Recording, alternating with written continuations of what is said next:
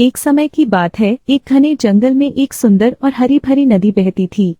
इस नदी के किनारे एक विशाल पेड़ था जिस पर एक चालाक और मस्तीप्रिय बंदरिया रहती थी। वह पेड़ के मीठे फलों का आनंद लेती और नदी के किनारे खेलती रहती थी। नदी में एक मगरमच्छ रहता था जो अक्सर बंदरिया को पेड़ पर फल खाते हुए देखता था। एक दिन मगरमच्छ की पत्नी ने उससे कहा कि उसे बंदरिया का दिल खाना है, क्योंकि उसने सुना था कि बंदरिया का दिल बहुत स्वादिष्ट होता है। मगरमच्छ ने अपनी पत्नी की इच्छा पूरी करने का निश्चय किया। मगरमच्छ ने चालाकी से बंदरिया से मित्रता करने की योजना बनाई।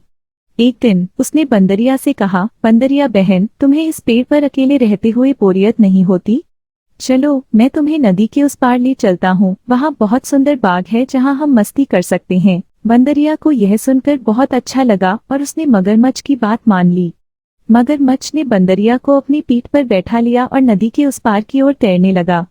जैसे ही वे नदी के बीच में पहुंचे, मगरमच्छ ने बंदरिया से कहा, बंदरिया बहन, मुझे तुम्हें एक सच बताना है। मेरी पत्नी तुम्हारा दिल खाना चाहती है, इसलिए मैं तुम्हें ले जा रहा हूँ। बंदरिया ने चालाकी से मगरमच्छ की बात सुनी और बिना घबराए जवाब दिया, अरे मगरमच्छ भाई, तुमने मुझे पहले क्यों नहीं बताया? मेरा दिल तो पेड़ पर ही रह गया है।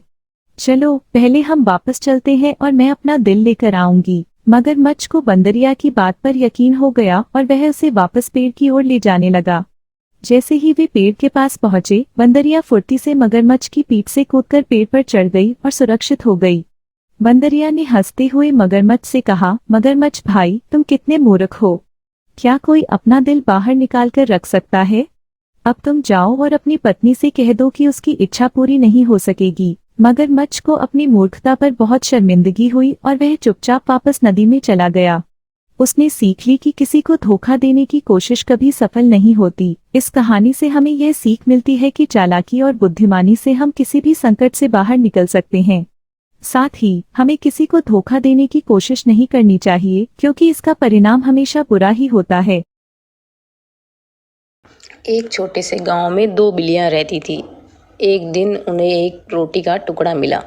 दोनों बिल्लियां रोटी को देखकर खुश हो गईं और आपस में बांटने लगी। लेकिन समस्या यह थी कि वे दोनों ही रोटी का बड़ा टुकड़ा चाहती थी। पहली बिल्ली ने कहा, मैंने रोटी को पहले देखा था, इसलिए यह बड़ा टुकड़ा मेरा होना चाहिए। दूसरी बिल्ली ने जवाब दिया, नहीं, मैं इसे अपने लिए लाई थी, इसलिए बड़ा टुकड़ा मेरा हक है। वे दोनों लड़ने झगड़ने लगीं और आपस में बहस करने लगी और कोई समाधान नहीं निकाल पाई। तभी उन्हें एक चालाक बंदर दिखाई दिया। बंदर ने बिल्लियों को झगड़ते हुए देखा और सोचा कि इस मौके का फायदा उठाया जाए। बंदर ने बिल्लियों के पास जाकर कहा, दोस्तों, झगड़ना बंद करो, मैं तुम दोनों की मदद कर सकता हूँ। रोटी को बराबर बराबर बांट देता हूँ ताकि तुम दोनों खुश रहो। बंदर ने कहा, रोटी को बराबर हिस्सों में बांटने के लिए मेरे पास एक तराजू है। बिल्लियों ने खुशी खुशी रोटी बंदर को दे दी। बंदर ने तराजू निकाला और रोटी के दो हिस्से कर दिए, लेकिन उसने जानबूझकर एक हिस्सा बड़ा और दूसरा हिस्सा छोटा रखा। बंदर ने कहा, ओह, यह हिस्सा बड़ा है, इसे बराबर करने के लिए मुझे इसे थोड़ा कम करना होगा। उसने बड़े टुकड़े से एक छोटा टुकड़ा तोड़कर खा लिया। अब छोटा हिस्सा बड़ा हो गया। बंदर ने फिर से कहा, अब यह हिस्सा बड़ा है, इसे भी कम करना होगा। उसने दूसरे टुकड़े से भी एक छोटा टुकड़ा तोड़कर खा लिया।